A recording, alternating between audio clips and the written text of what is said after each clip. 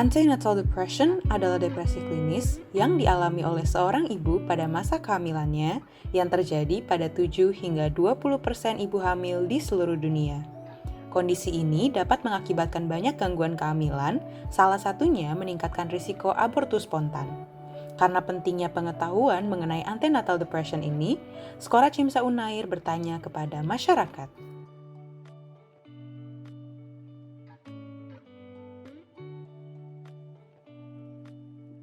Kira-kira Mbak Aya tahu nggak apa yang dimaksud dengan antenatal depression? Belum tahu Mbak. Oh, kurang tahu. Kalau Mbak Fani gimana?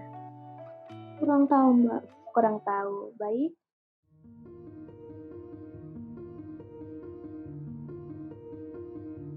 Yaitu sebuah kondisi depresi yang dialami oleh perempuan ketika dia mengalami kehamilan.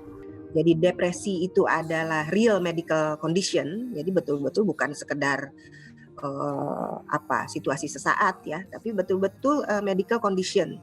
Sedih banget, merasa sedih banget, memiliki perasaan yang merasa tidak berarti, merasa bersalah yang berlebihan. Jadi sebenarnya penyebab pastinya tidak tahu, tapi diduga adanya penyebabnya karena ketidakseimbangan hormon selama masa hamil tersebut. Nah, biasanya antenatal depression ini tuh terjadi oleh 7-20% wanita saat kehamilannya.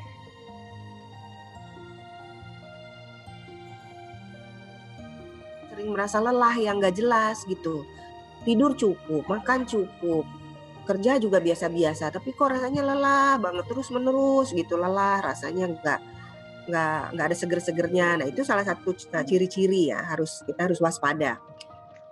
Ibunya itu kayak terganggu aktivitasnya atau kehilangan minat pada aktivitas yang biasa dia senangi, terus juga menarik diri dari keluarga, dari teman, dari kerabat dekatnya, dan kalau bahasa kita lebih senangnya rebahan atau magernya tuh lebih tinggi kayak gitu. Nah, kalau perubahan fisika di sini biasanya tanda dan gejalanya susah tidur atau kurang nafsu makan, seperti itu. Kemudian disertai juga perasaan ketidakmampuan atau mungkin kekhawatiran bahwa dia tidak mampu memikul beban tanggung jawab sebagai ibu pada kemudian hari. Dan sayangnya gejala tanda-tanda ini banyak bumil atau suami atau keluarga yang tidak menyadari karena dianggap itu suatu kondisi yang biasa.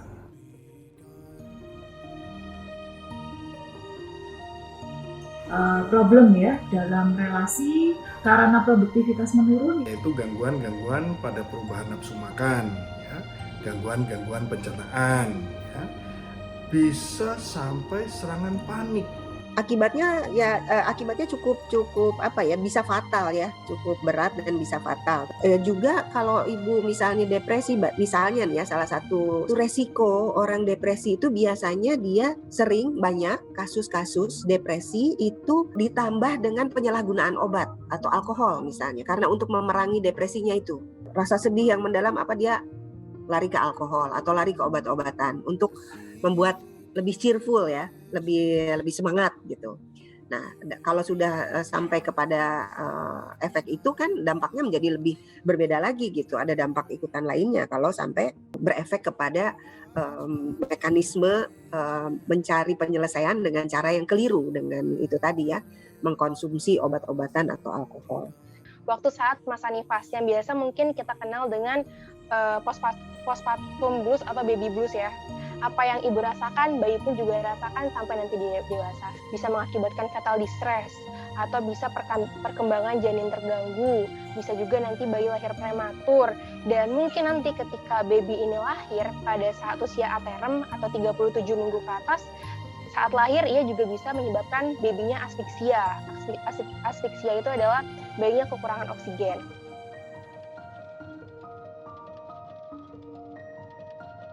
Yang menyebabkan antenatal depression di sini adalah biasanya nih ya, stres yang tinggi, kekhawatiran yang tinggi akan kehamilannya, terus juga mungkin ada riwayat pelecehan atau situasi ekonomi dari keluarganya, atau yang tadi aku bilang ada fluktuasi hormonal atau perubahan hormonal yang begitu drastis kayak gitu ya, perubahan suasana hati, kesedihan atau emosi negatif begitu. Kalau misalnya khusus untuk antenatal depression, itu bisa saja penyebabnya itu adalah dari pengalaman-pengalaman yang pengalaman lalu yang buruk, misalnya tentang kehamilan, atau mungkin pengalaman orang lain bisa saja ya mempengaruhi seseorang untuk punya persepsi yang buruk. Bukan hanya persepsi, tapi kalau dirinya pernah mengalami pengalaman yang buruk dari kehamilan sebelumnya, nah itu menjadi salah satu faktor resiko untuk mencetuskan antenatal depression. Ibu hamil yang masih muda usia, terutama usianya kurang dari 20 tahun dan belum matang secara psikologis, kurang dukungan sosial baik dari suami, teman, keluarga, ya, adanya masalah hubungan suami istri, sering bertengkar dan sebagainya. Pada ibu hamil yang pernah mengalami traumatik atau stres dalam 1 tahun terakhir ini, juga terjadi pada ibu hamil yang pernah mengalami abortus yang berulang. Kemudian bisa juga pada ibu hamil yang terjadi penyalahgunaan obat-obatan, komplikasi dari kehamilan seperti misalnya darah tinggi pada kehamilan, ya, kemudian overweight atau obesitas pada kehamilan, ya, adanya riwayat gangguan medis baik kepada ibu hamil secara pribadi maupun keluarga, ya.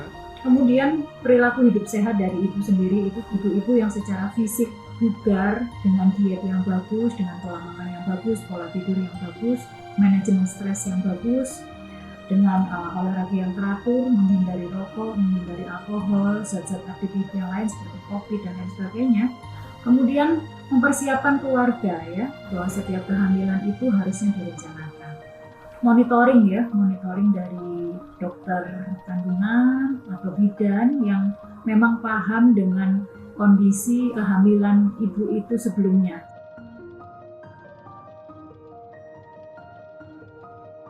Yang pertama itu kuncinya adalah harus menerima kehamilannya. Yang kedua, coba berdamai dengan diri kita sendiri, dengan pikiran dan dengan hati kita. Lalu juga mungkin kita pastikan kita menghindari hal-hal yang memperburuk situasi depresi. Itu tadi misalnya hindari alkohol, hindari obat-obatan yang tidak perlu gitu ya. Jangan malu, jangan takut untuk mencari pertolongan. Kemana itu pertolongan? Nah, silakan pergi ke tenaga medis ya. Terakhir, Jangan lupa Kita meminta bantuan orang lain. suami, orang tua, adik, keluarga yang terdekat, bahkan dengan Sampaikan secara terbuka problem yang kita alami, sampaikan secara terbuka kondisi emosi yang kita rasakan, supaya orang-orang di sekitar kita itu tahu bagaimana caranya membantu orang-orang dengan depresi antenatal. Bila cara-cara itu tidak berhasil, mungkin ini saatnya memang Anda membutuhkan bantuan profesional. dokter kandungan, dokter spesialis kandungan dan kebidanan yang terdekat dengan ibu hamil. Bisa berkolaborasi dengan dokter jiwa atau psikiater dan bahkan juga dengan dokter ilmu penyakit dalam.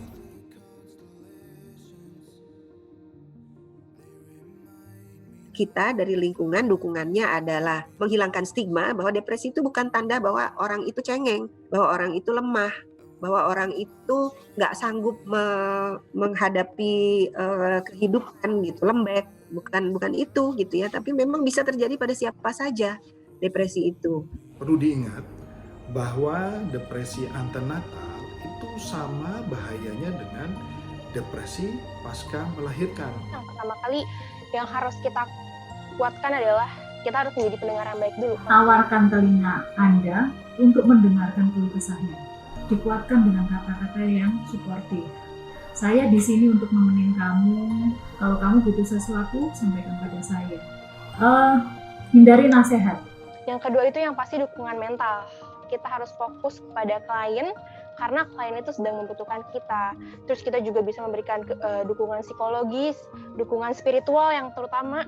Nah, mungkin bisa nih untuk orang-orang terdekat, kasih kasihlah perhatian-perhatian kecil, seperti mungkin ibunya butuh disuapin sama suaminya atau disuapin sama anak, diajak jalan-jalan kemana. Bisa jadi mungkin kebutuhan untuk diingatkan waktunya dia makan, minum vitamin, minum susu, kontrol.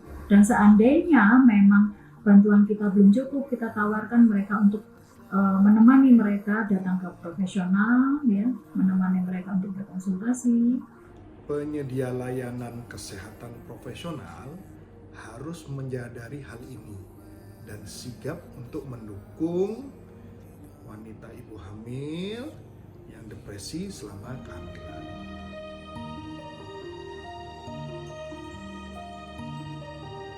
Fokus kami memang kepada kesehatan reproduksi. Ini bisa akan kita diskusikan dengan Kemenkes ya, bagaimana agar seperti saya bilang tadi, khususnya bidan-bidan itu memiliki pengetahuan tentang antenatal depression, sehingga mereka jadi ada guidelines-nya, sehingga mereka bisa mengidentifikasi dan bisa melakukan P3K lah, treatment sesuai kapasitas mereka dan bisa merujuk ke tempat-tempat yang seharusnya ya, yang bisa dirujuk. Nah, itu mungkin beberapa hal yang telah dan akan UNFPA lakukan. Nah, hal yang lain dengan adanya COVID-19 ini, salah satu dampaknya adalah akses terhadap pelayanan bisa menjadi berkurang ya. Mereka khawatir tertular dan menularkan. Jadi lebih baik saya nggak usah membuka pelayanan. Yang UNFPA dukung adalah mengupayakan agar mereka PD ya, tetap nyaman dalam memberikan pelayanan, terlindung dengan APD yang lengkap lah. Agar mencari pelayanan mengikuti protokol kesehatan lah untuk tidak sampai terjangkit COVID gitu.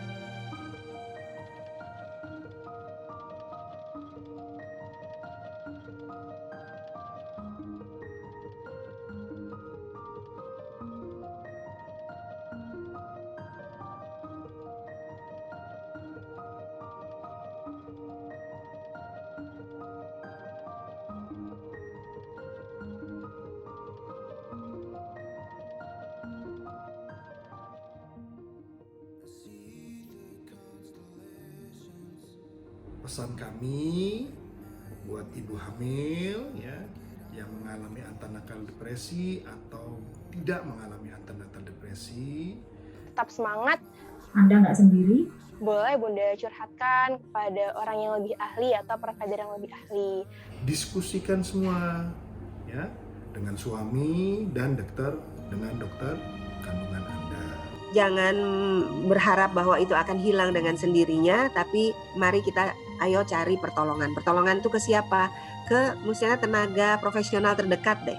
Dan kami, para profesional kesehatan jiwa, siap membantu Anda melewati fase-fase sulit. Jangan ragu-ragu untuk datang. Antenatal depresi ini dapat diobati dan dicegah.